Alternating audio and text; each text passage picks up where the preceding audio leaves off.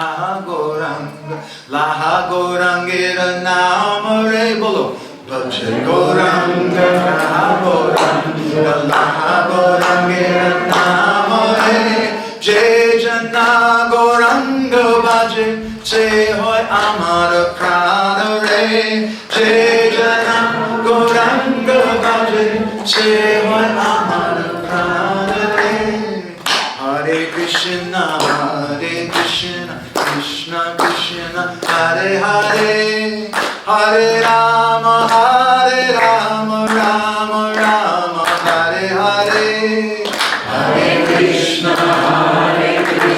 Krishna Krishna, Hare Hare, Hare Rama, Rama Rama, Hare Hare. Yashaiva Padambuja Bhakti Labhya, Prema Vidana Parama Pumartam, Tismai Jagan Mangala Mangalaya, Chaitanya Chandraya Namo Namaste, Chaitanya Chandraya Namo Namaste, Chaitanya Chandraya Namo Namaste. Madhavirapi Gopala, Sri Kriyat Kripaya Jari, Tadaiva Sambhaya Piva, Rishi Yustat Priya Janaha. Shri Krishna Krishna Chaitanya, Sasanatana Rupaka, Gopala Raghunatha, Brajabala Pahima, Vanchakalpa Tarubhishcha, Kripa Sindhu Bhyaevacha, Patitanam Pavanebhyo, Vaishnavebhyo Namo Namaha. Jai Shri Krishna Chaitanya, Prabhu Nityananda, Shri Advaita Gadadhar, Srivasadi Gaura Bhakta Vrinda. Hare Krishna, Krishna Krishna, Hare Hare, Hare Rama, Rama Rama, Hare Hare. So, I beg permission from Srimati Krishna Maharaj. And senior devotees present here, please bless me. And all the other devotees, please also bless me and forgive me for doing what's called Maryadi Vyakram, or the impertinent offense of speaking in front of a superior like Madhavananda or Srimati Krishna Maharaj. Please forgive me. I'm not a teacher, they're the teachers. I'm just a student filming everything. So, yesterday we did some summary of the first chapter of Bhagavad Gita called Vishad Yoga, or the Yoga of Lamentation. And we described many things, how we can see in the Gita this kind of existential crisis of identity. Should I exist or should I not exist?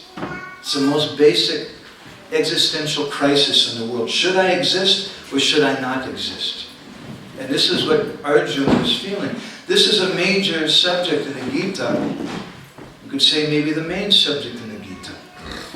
And we're not going to elaborate further on this, but we can just point out that Krishna's instructions to Arjuna in the Gita, such as the famous Sarva Dharman Parityagya, is a kind of suicide. He's saying, Arjuna, you should die materially. And Bhaktivinoda Thakur said that Vaishnavas die to live, and they live to die. So this existential question of should I exist or not is a very basic, important subject in the Bhagavad Gita. And it's something that all of us went through, a kind of existential crisis, because, as many of us have found out, perhaps all of us, when you join the Hare Krishna movement, it's a kind of suicide, kind of social suicide. And your friends don't want to talk to you anymore, they can't relate to you, people on the street can't relate to you. You're committing a kind of death. Sannyas is considered to be a kind of suicide, social suicide, where someone is socially dead. Similarly, for a devotee, for someone who's completely surrendered to Krishna, it's a kind of suicide. So the question of whether I should exist or not, in one sense, is a very good question if we apply it in spiritual life. when it's misapplied, should I kill myself, physically, this body, it's a misapplication of it. But it's a very, very good thing to question. I want to die materially. There's nothing in this world for me. I don't belong here. I'm not happy here. I want something more. This is Vishad Yoga. And as we were mentioning last night, maybe some of you weren't here for that, probably most of you were, but we'll mention something about this again. The word Vishad has many different meanings. It means inertia or tiredness. It means the inability to move. And this is what happens both with mundane lamentation and divine lamentation in two very different kinds of ways. As we were reading about Arjuna, he said, I can't fight. I can't do anything. I can't move. Huh? So this kind of physical, mental lack of energy is one of the meanings of Vishad. One of the meanings of lamentation. You can't do anything. Another meaning of Vishad is dejection, depression, despondency. Especially as a result of unrequired, not returned love. This is Vishad Yoga. This is the material world. We give our love with hopes, but it's never returned in the way that we expected it. It's never satisfying to us. Because real love should be ahoitiki and apratiyata, yigatma, supersedity. To satisfy the self, to satisfy the Lord, that love has to have no motivation. Ahoitiki priti. And it has to be apratiyata. There's never any question of an end to it. Sometimes I tell a story of a person I know, their father was a general in the army in Egypt. And he came to America to seek his fortune. And he did pretty well. He got a PhD from Harvard and he got a PhD from Yale universities, both. Two of the top universities in the world. He became a multimillionaire. And he was very happy one day when his wife became pregnant. He had the hope, my son will be a future president of the United States of America. That was his idea. So he was a little depressed, a little disappointed when the tests came back and they said it's going to be a girl. So then he thought, my daughter, she'll be the first woman president of the United States of America. And this very wealthy, influential person, he raised his daughter with so much love. He gave her private schooling and tutors and all the nicest clothes and the best food and diet. And when she got a little older, he bought her a car and eventually he enrolled her in an expensive university. And everything was going good. He loved his daughter so much. And then one day, his little girl came home and she said, hey, Dad, I met these really nice people today at the school. and they gave me this book, Bhagavad Gita, as it is. And a few days later, she came back to me. She said, Dad, I'm reading this book. It's a really nice book, and I'd like to become a Hare Krishna devotee. So that very loving father, who gave her everything, he had such a deep expression of love. What was his response? He said, I hate you. You're not my daughter anymore. So it's not love. No. It's hoitaki. It has a motivation. I love you as long as you behave X, Y, Z. Underline. And it's patiyata. It has an end to it. That's not real love, and people can't get satisfaction from that. And as we point out sometimes, it's a cute story we told, but sometimes we've seen similar stories a little closer to home. Little 3-year-old child's playing kartals. He's an incarnation. He's so happy and excited. Did you see? He's dancing in the kirtan. And then he gets about 16 or 17. Maybe a little younger even today. Mom, I don't want to be a Hare Krishna. I want to grow my hair long. I want to smoke pot. I want to have a girlfriend. And then those same parents who had a little incarnation, sometimes what do? I hate you. You're not my child anymore. But we should learn. That's not love. We may say, I don't agree with you, but I'll always love you.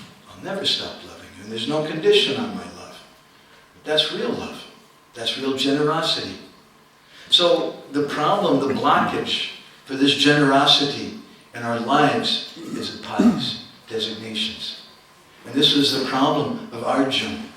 He had to kill a part of himself. He had to kill a part of his own identity in the form of grandfather Bhishma, in the form of his teacher Dronacharya, his friend Ashvatthama, in the form of his cousin brothers Duryodhana and others. And by killing them, he's killing a part of himself. He's losing a part of his identity. And this gives rise to this vishad, this lamentation. It gives rise to this existential dilemma. Who am I? And I don't want to live anymore.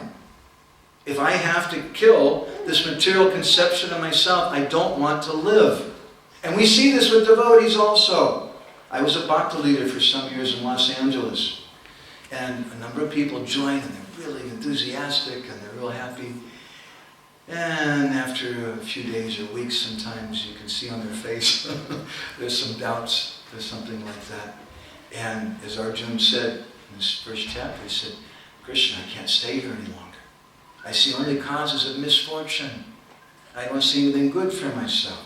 Because they're absorbed in these upadhis, these designations. It's a difficult thing when you join the Hare Krishna movement. I saw people, I remember one person when he joined, he was like into black magic. He had a magic mirror and all these really weird... He wanted to bring his crossbow and arrow to the brahmacharya ashram when he moved in. I had to say, not the place right now. He had a blow dart thing, probably put some poison in the darts and whatever. He was a little bit of a strange guy. And when they come, they have that identity. I'm into black magic and Aleister Crowley.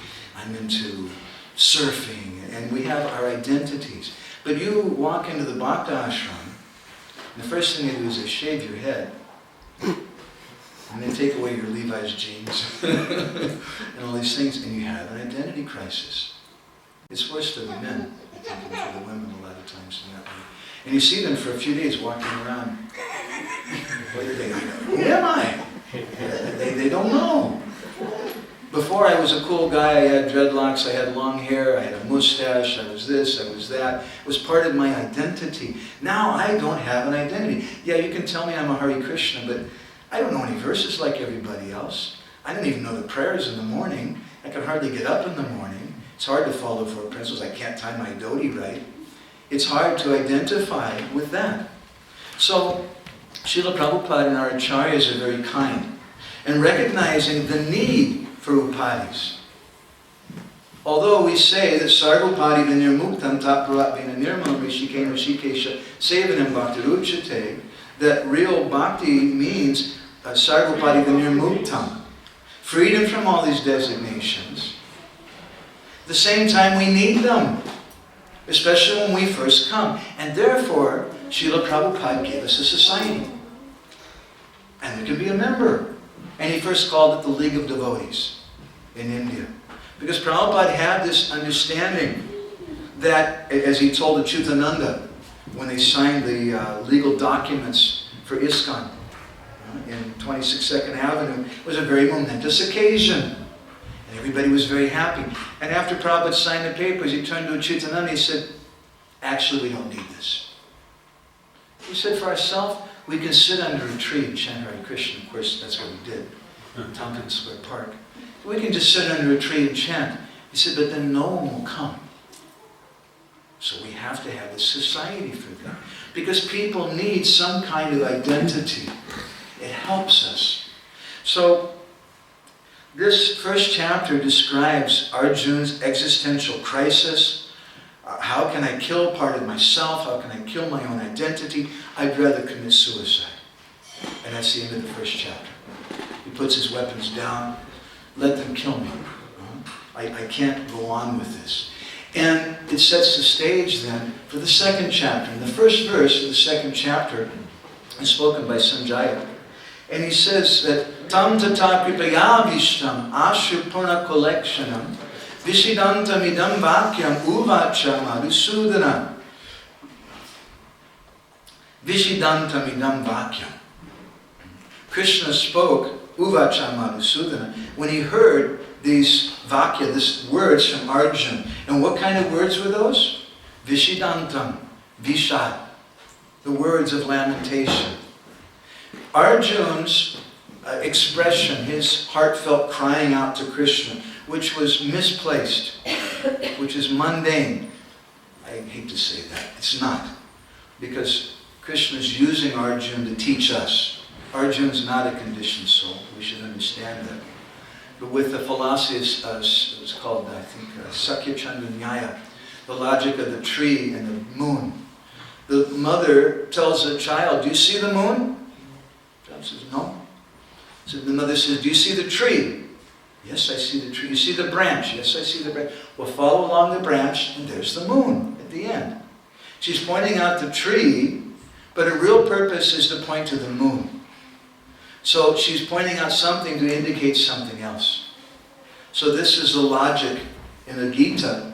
Arjuna's not a conditioned soul. But to teach us, Krishna has arranged that Arjuna has this seeming lamentation. So it's also significant in this first verse, tam tata kripaya avishtam, kripaya avishtam. That Arjuna has become kripaya avishtam. Avishtam means overwhelmed with kripa, with mercy. So indirectly, this is indicating something else. There's two types of vishad. There's lamentation for myself, and there's lamentation for others. And that lamentation for others can include an expression of my desire to have Guru, my expression of my desire to have Krishna. So Kripaya Vishtam indicates that actually Arjuna is a high-class person, but he's saying that in a subtle way. Ashru Purnakalekshanam. Arjuna's crying. It's a very, very intense thing for him. Visidantam idam vakyam uvacha Madhusudana. And because of Arjuna's words and Arjuna's mood, then Krishna, he responds with Arjuna. And he becomes very heavy with Arjuna. The first thing he tells him in the next verse, Kutashpakashmalamidam. How have these impurities come upon you? Anarya Justam Asvargyam. These are anarya, they're not meant for high-class people. This is something for a low-class person. And then he does something really, really bad. He says klaibyam. Prabhupada translates klaibyam as impotence. But someone who's a klaibya is a eunuch. And Arjuna previously, he was cursed by Urvasi. You may know that story, that he should become a eunuch. It's about the worst thing you can call a warrior. And so Krishna's telling that to Arjuna. How is this? You're Partha, your son of Pritha, such a very high-class Kshatriya lady, but you're like a Klaibya? You're like a eunuch?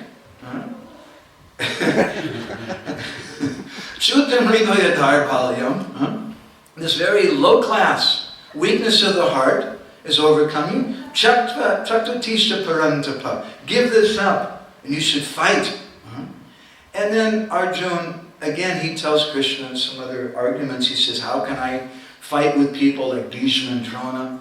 They're my worshipable superiors. You should never disrespect a superior person, even with in a verbal way.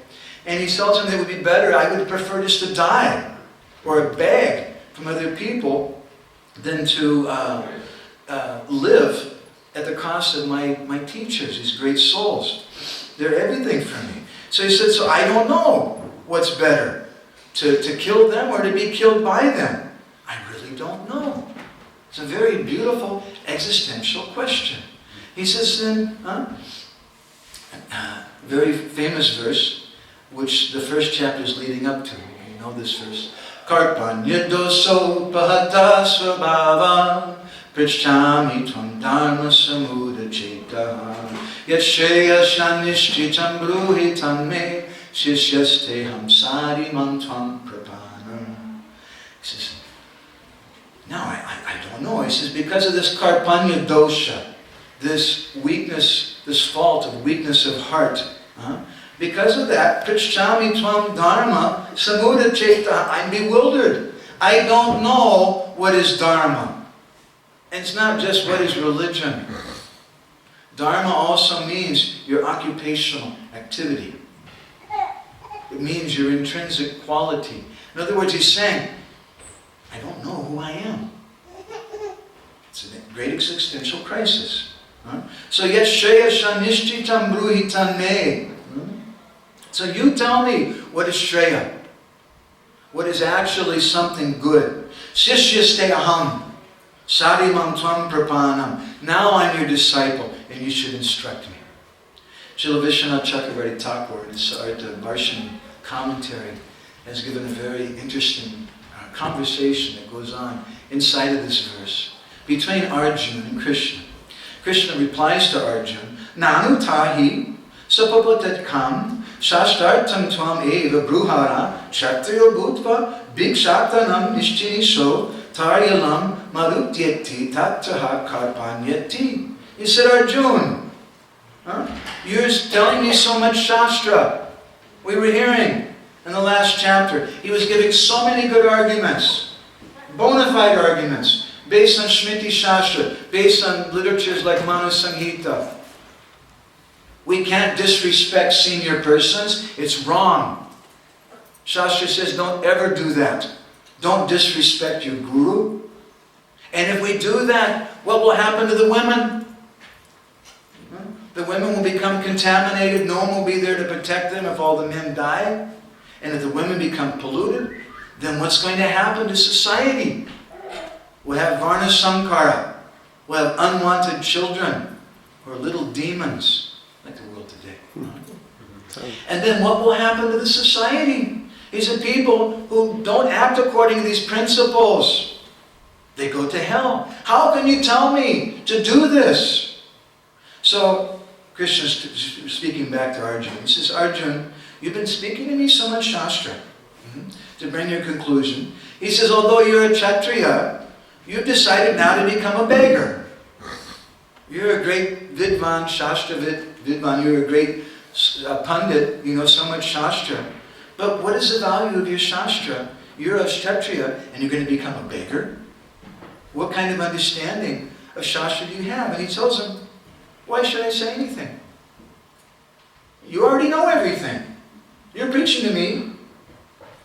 You're not asking me things, Arjuna. You're coming and you're telling me. You're telling me what is religion. You're telling me what's right and what's wrong. So why should I speak to you? And then Arjuna, he says, no. My intelligence has become bewildered, trying to understand what is really Dharma. He says, after all, Dharmasya sukshma gatihi. Mahabharata says that the path of Dharma is very, very subtle. So, Krishna, forgive me. It's not so easy to understand really what's Dharma. So therefore, it's better for you to decide, and you tell me. And then Krishna replies, Nanamad tvam pandata mani vena kandayasi chetkatam bruyam. He says, but Arjuna, you're so expert in argument. You're defeating me. So why should I say anything to you? You're such a learned person. You're so good at argument. You can defeat me. So why should I say anything? And then Arjuna replies, Tatraha shishisteham asmi natam paramrita kandaya mitti bhavaha. No. Now I'm your student. And I'm no longer going to uselessly oppose you. And Krishna then he says, Sakayam tvam katam upadisamiti chit tatraha. How can I teach you if you're my friend? No. We're what they say in Russian, we're droogs. We're very close friends. How is it possible? And Arjuna says, no. Sishyasteham sadi sikshaya. Now I'm your student. I'm your disciple, Sishya. You please teach me, Sadi. So, this is the result of Vishad Yoga. Vishad, we gave some different meanings for it, and we didn't mention, we stopped at a certain point, I should read a few more.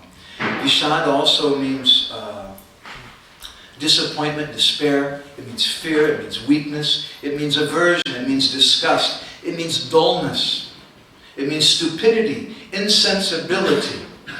It means a cause of depression and grief. It means being dejected or downcast. It means looking depressed or sorrowful. So as we mentioned last night, it's a compound word, visha and ada. Visha means poison. Ada means to take or receive. So vishada means, I'm taking poison, I'm going to die. When we take poison, we lose everything. And another meaning of it is that I accept this lamentation. I don't try to act like something else. And therefore, because Arjuna has not denied his lamentation, Arjuna has embraced it. He's placed it before Krishna. He said, I can't do this thing. And therefore, he comes to Krishna as Krishna's disciple. Sanatana Goswami was a great scholar and a very highly placed person in the court of Nawab Hussain Shah. But when he came to Sri Chaitanya Mahaprabhu, what did he say? You can chant Hare Krishna in response. Ke ami ke ne amar jare tapatrai iha nahi jane ami ke mone hito hoy bolo. Hare Krishna, Hare Krishna, Krishna Krishna, Hare Hare, Hare Rama, Rama Rama, Hare Hare. Ke ami, ke ni amai. Who am I? Why am I here? This is how we approach Guru and Krishna. To teach us this, Krishna performs Vastrahana Leela. And some people think it's because he's a lusty boy. But those girls were like 5 years old at the time when Krishna stole their clothes. It's not a lusty activity. There's a purport to it. Krishna's teaching us that when we come before Guru and Krishna, we should come naked. Doesn't mean you should take off your clothes. It means that Krishna Maharaj will be very angry with me. But it means, it means that when we come before Guru and Krishna, we don't come with any pretensions. Pretension means you're pretending. We don't come with any upadis. Now I'm coming as a blank slate. Jesus Christ, he said, you empty your cup and I'll fill you. We have to come as a blank slate. And therefore Sanatana Goswami is teaching us. Ke ami, I don't know who I am.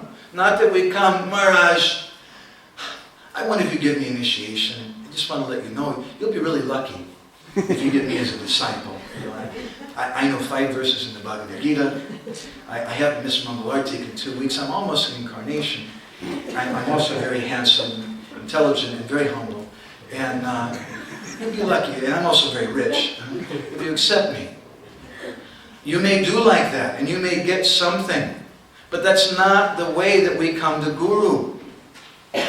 We come to Guru. Guru is a manifestation of Krishna. And when we cry, when we perform what my Guru Maharaj used to call Atma Krankana, or the crying of the soul, which is described by Jagadananda Pandit in Prema Vivarta. And how the jiva, Kabu Raja, Kabu Praja, Kabu Vipra Sudra, is going from one birth to another, sometimes as a king, sometimes a citizen, Kabu Vipra, Kabu Sudra, sometimes a Brahman, sometimes a Sudra, Kabu Duki, Kabu Suki, Kabu Chita Chudra. Sometimes he's happy, sometimes he's unhappy, sometimes he becomes a worm and stool, and he doesn't know who he is. And he describes Ei rupe samsara brahmite kona jan sadhu sange nija tattva avagatahan bolo. Hare Krishna, Hare Krishna, Krishna Krishna, Hare Hare, Hare Rama, Hare Rama, Rama Rama. Ei rupe samsara brahmite kona jan. He's on eternal vacation. Like something, one of those old science fiction movies.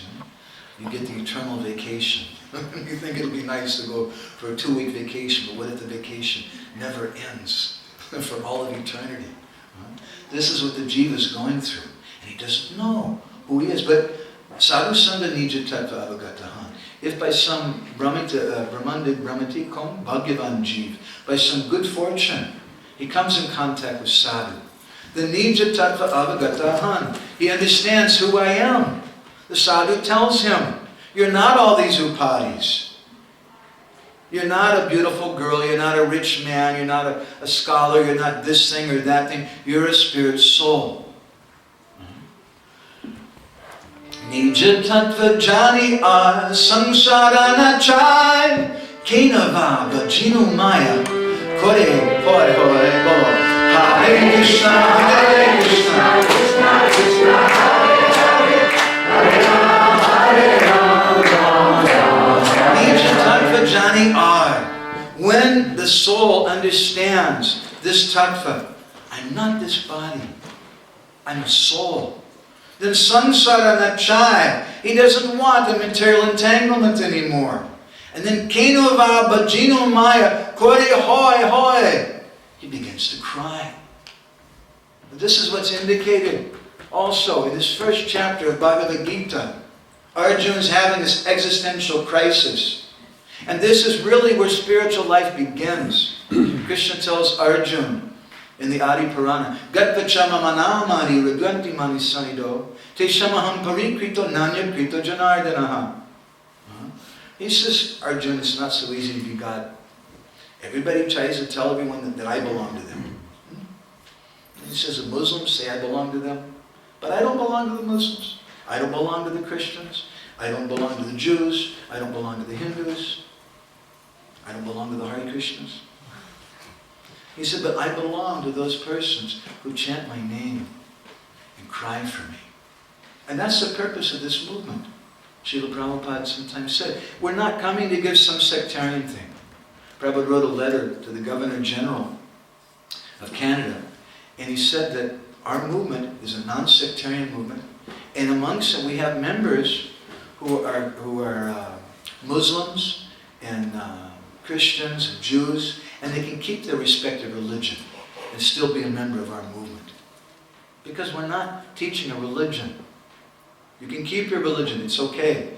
We'll be going to Uzbekistan in another month or so. And it's a very heavy place. There's a lot of people that are born in Muslim families, and if you change your religion, the penalty is death. They'll kill you for that. But we have Muslims coming to the Hare Krishna temple. But they wear their Muslim garments, and they still do their namaz. They're 3 times a day, they're doing their respects to Mecca and that, and we never ever discourage them from that. Be a Muslim. But if you can add this, and it helps you something, very good. We're not trying to give someone a new religion, we're trying to teach people how to cry for Krishna, how to cry for God. And this is the meaning of the first chapter of Bhagavad Gita. Kende bole ohe Krishna, Amitabha Das, Tomara Charana Chari Hoila Sarvanas. Hare Krishna, Hare Krishna, Krishna Krishna, Hare Hare, Hare Rama, Hare Rama, Hare Hare. At that time, the jiva begins this Atma Krandana, this Vishad Yoga of crying from the heart, from the soul. And this is a real beginning of spiritual life. Not what they may tell you in the Christian church or the Islamic temple or whatever, or even in the Hare Krishna movement that it begins and you become a life member. You get some sukriti at that point. It's a big subject matter. But bhakti doesn't begin until we take shelter of Guru. Vishwanath Chakravarti Thakur, in his Bhakti Rasamrita Sindhu Bindu, he describes it as Indriya Vyapara. Your activities, your devotional activities, Gop, before we come to Guru, he says it's Indriya, that just the senses engaged with the sense objects, Ata Shri Krishna, Namadi, Nabhaved Graim Indriya. You can't perceive it. But when you take shelter of Krishna's representative, when we cry out to Krishna, then Krishna reciprocates. How does he reciprocate? Krishna creates a miracle that we can all see, and not a miracle like we spoke about yesterday at Catherine Kuhlman's church, with all the cripples and whatever like that. A practical, real miracle. Krishna appears before me as Guru. And I know in my heart, Krishna came in this form. And then Vishwanath Chakravarti Thakur says, at that point, your bhakti really begins. Because ye me bhakta jana partha name bhakta tasari jana mad bhaktanam chaye bhaktas te me bhakta tamo mataha. Krishna says, those people say they're my devotee, they're not my devotee. Those people who say they're chanting my names, they're not chanting my names. But that person who's worshipping my devotee, he's really worshipping me. And therefore Chaitanya Charitamrita says, Tate Krishna Bhaji Kori Guru Sevan. Worship Krishna and serve Guru. How do we serve Guru? By worshipping Krishna.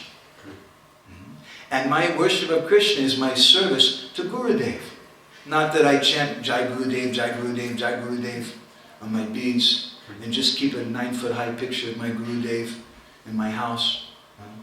But I serve and please my Gurudev by remembering and serving Krishna. So Kendi Boli Oh Hey Krishna Amitava Das.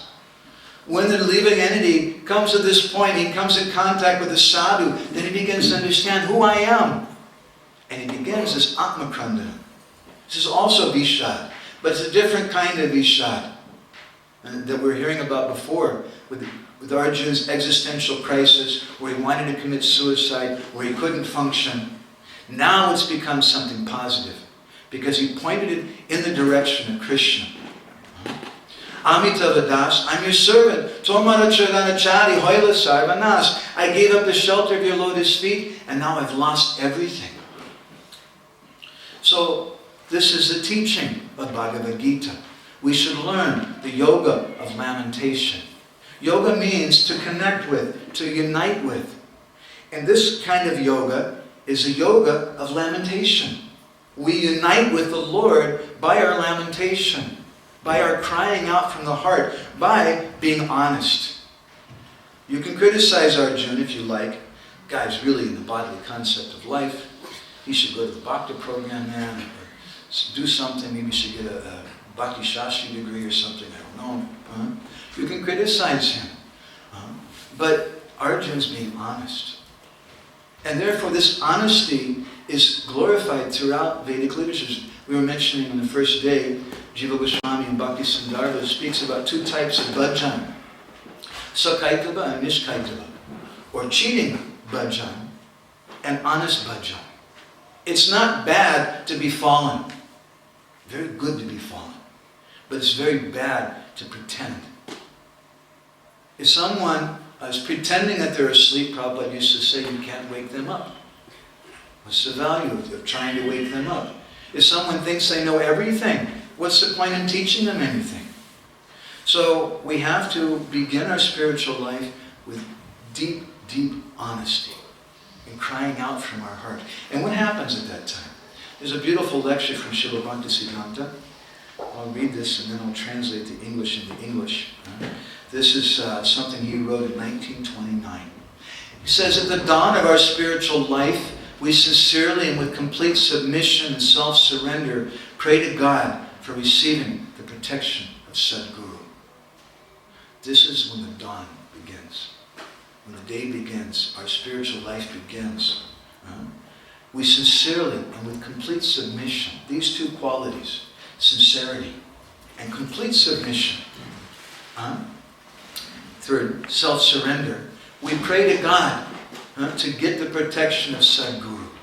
The Supreme Lord, perceiving our earnestness and devotion, he has an x-ray machine.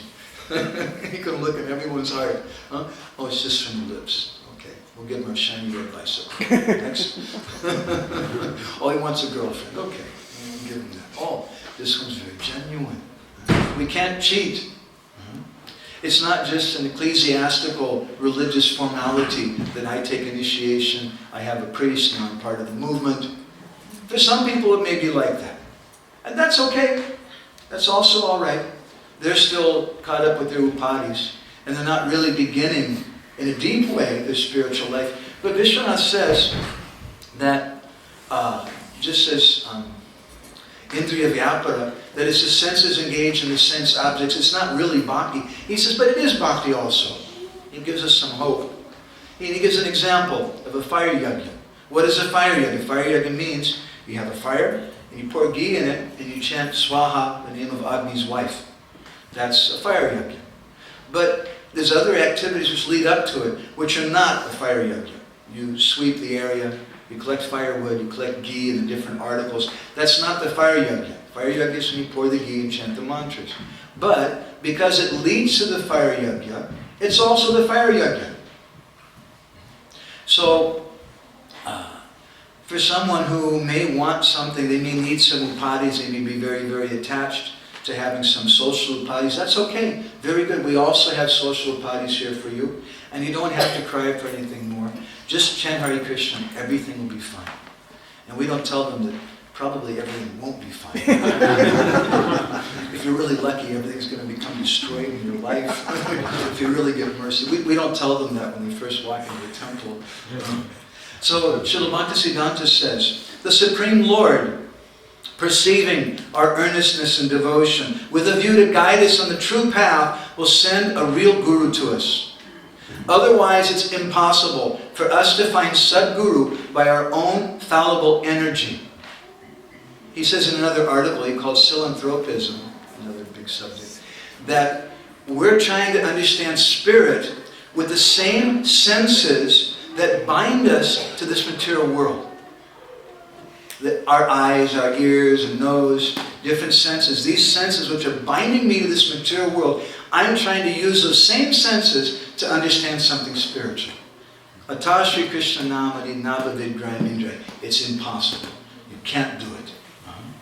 So by our own fallible energy. He says, if we guide ourselves by our own energy, what will we get? We shall come across the pseudo-gurus. And being caught hold of them by their temporary pleasing manners, will run down to hell. And there's so many persons like that. Bhaktivinoda Thakur says it's Putana, or the false guru, the first obstacle in our spiritual life. But really, there's no such thing as a false guru. There's only false disciples. Because if we're sincere, we have complete submission and self-surrender, Krishna will send us a bona fide guru. But if we're bogus, if we have some other kind of motivation, subtle or gross, then Krishna may cheat us. Of course, someone may be sincere, and they may get something which is not first class. But that may be Krishna's way to make them cry more, or Krishna's way to glorify them later on. But in any case, on this path, there's no question of anyone being able to cheat me. I can only cheat myself, as our friend from America, Pogo, once said. We've met the enemy, and he's us. This is Vaishnavism. Bhagavatam, 14th canto, 14th chapter, the 10th canto. Lord Brahma describes what is the verse. Krishna Kundi, yeah?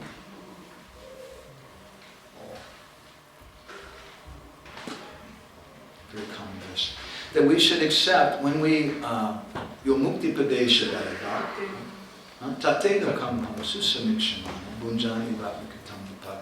when I stop blaming everyone else, when I accept responsibility for myself and for what happens to me, that's when my spiritual life begins.